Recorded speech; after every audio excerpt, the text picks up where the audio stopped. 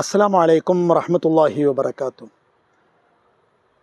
അങ്ങനെ പിറ്റേന്ന് പ്രഭാതമായി ഉഹദ് യുദ്ധത്തിൻ്റെ ദിവസത്തിലേക്ക് കൺതുറക്കുന്ന പ്രഭാതം. രാവിലെ എഴുന്നേറ്റ് സുബഹി നമസ്കാരവും പതിവ് അനുബന്ധ കാര്യങ്ങളുമെല്ലാം കഴിഞ്ഞ് എല്ലാവരും ആ പ്രദേശത്തെ വീക്ഷിക്കുമ്പോഴാണ് അവർക്ക് മനസ്സിലായത് ശത്രുവിൻ്റെ കേന്ദ്രത്തിന് തൊട്ടടുത്ത് തന്നെയാണ്, അധികം വിദൂരമല്ലാത്തൊരു സ്ഥലത്ത് തന്നെയാണ് തങ്ങളുള്ളത് എന്നത്.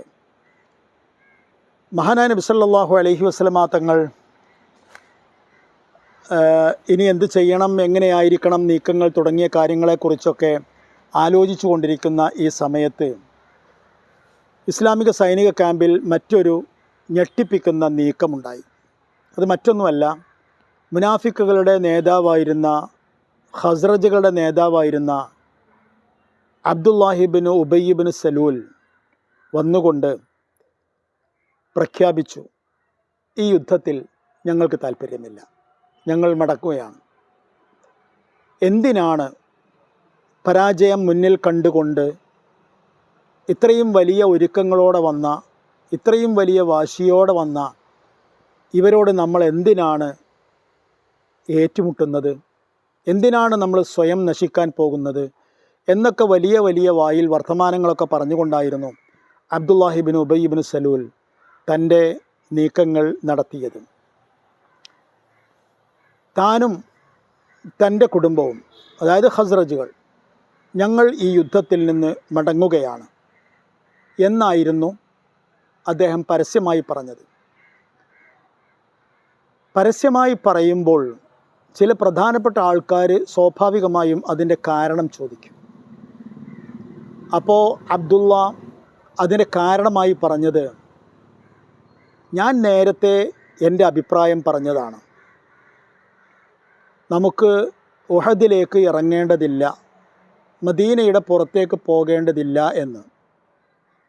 അത് സത്യത്തിൽ മുഹമ്മദ് തന്നെ നിർദ്ദേശിച്ച നിർദ്ദേശമായിരുന്നു.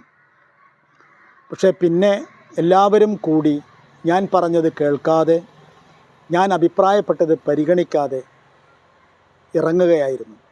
ആയതുകൊണ്ട് എന്നെ പരിഗണിച്ചില്ല എന്നതാണ് എൻ്റെ പ്രധാനപ്പെട്ട വിഷയം. ഉഹദിലേക്ക് യുദ്ധത്തിന് വരിക, അല്ലെങ്കിൽ ഉഹദിൽ വെച്ച്, മദീന നഗരത്തിൻ്റെ പുറത്ത് വെച്ച് മക്കക്കാരുമായി ഒരു യുദ്ധം ചെയ്യുക എന്നത് എനിക്ക് യോജിക്കാൻ കഴിയാത്ത കാര്യമാണ് എന്ന് അദ്ദേഹം പറഞ്ഞു. സത്യത്തിൽ ഇവിടെ നമ്മൾ ശ്രദ്ധിക്കേണ്ട മറ്റൊരു കാര്യമുണ്ട്.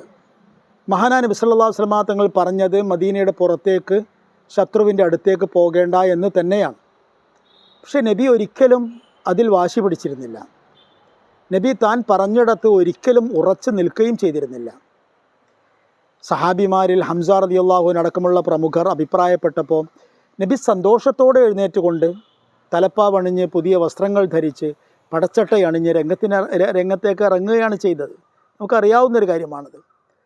പക്ഷേ എന്നിട്ടും നബി തന്നെ സ്വയം നിലപാട് തിരുത്തി എന്നത് ഈ നീക്കത്തിലൂടെ വ്യക്തമായിരുന്നു. എന്നിട്ടും എന്തുകൊണ്ടാണ് നബി ആദ്യം ഇങ്ങനെ ഒരു അഭിപ്രായം പറഞ്ഞത്? ചിന്തിക്കുമ്പോഴാണ് നമുക്ക് മനസ്സിലാവുക.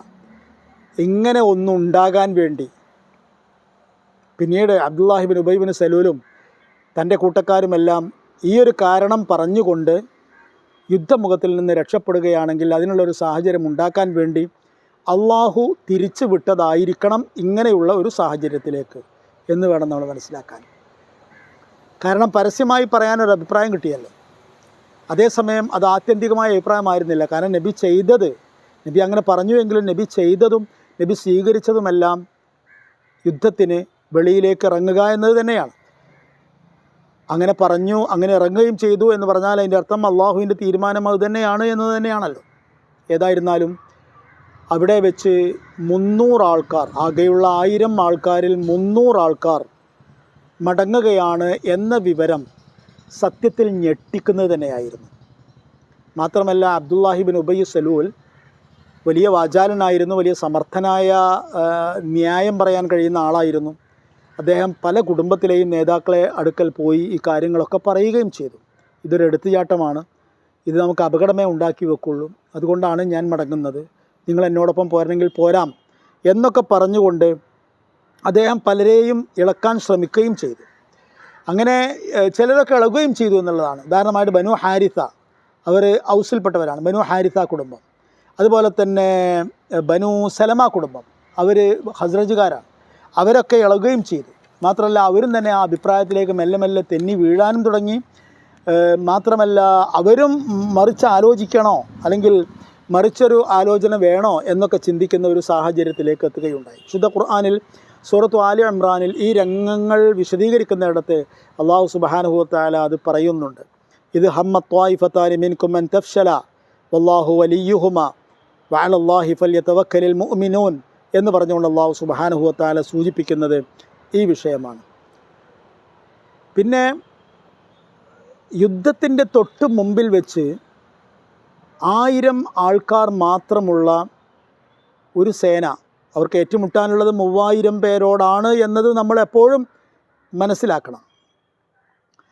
അതിൽ 300 ആൾക്കാർ വഴിയിൽ വെച്ച് പിന്മാറുക എന്ന് പറഞ്ഞാൽ അത് എത്രമാത്രം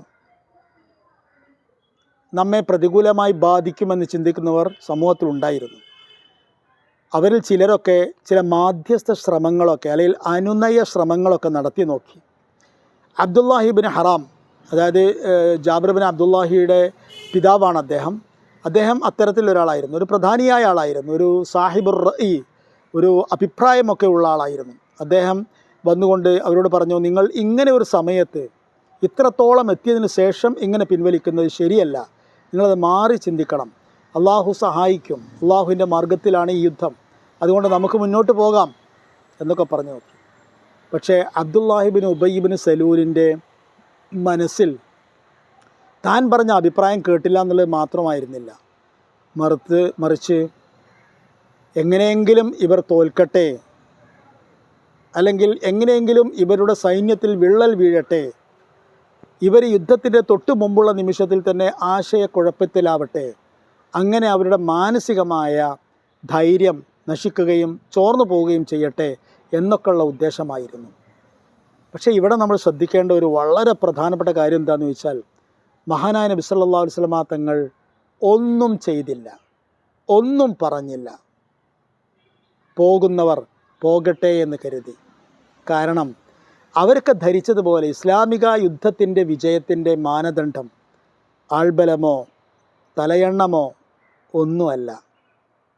അതുകൊണ്ട് പോകുന്നത് മുനാഫിക്കുകളാണ്. മുനാഫിക്കുകൾ പോകുന്നത് നമുക്ക് നല്ലതാണ്. അതായിരുന്നു നബിയുടെ നിലപാട്, നബിയുടെ നിലപാടിൻ്റെ അടിസ്ഥാനം. അതുകൊണ്ട് അവർ മടങ്ങി ബാക്കിയുള്ള 300 പേരുമായി മഹാനായ നബി സല്ലല്ലാഹു അലൈഹി വസല്ലമ തങ്ങൾ സധീരം മുന്നോട്ട് നീങ്ങി ഉദ്വത്തുൽ വാദി എന്ന പ്രദേശത്തെത്തി അവിടെ തമ്പടിക്കുകയും ചെയ്തു. വസ്സലാമു അലൈക്കും വറഹ്മത്തുള്ളാഹി വബറകാതുഹു.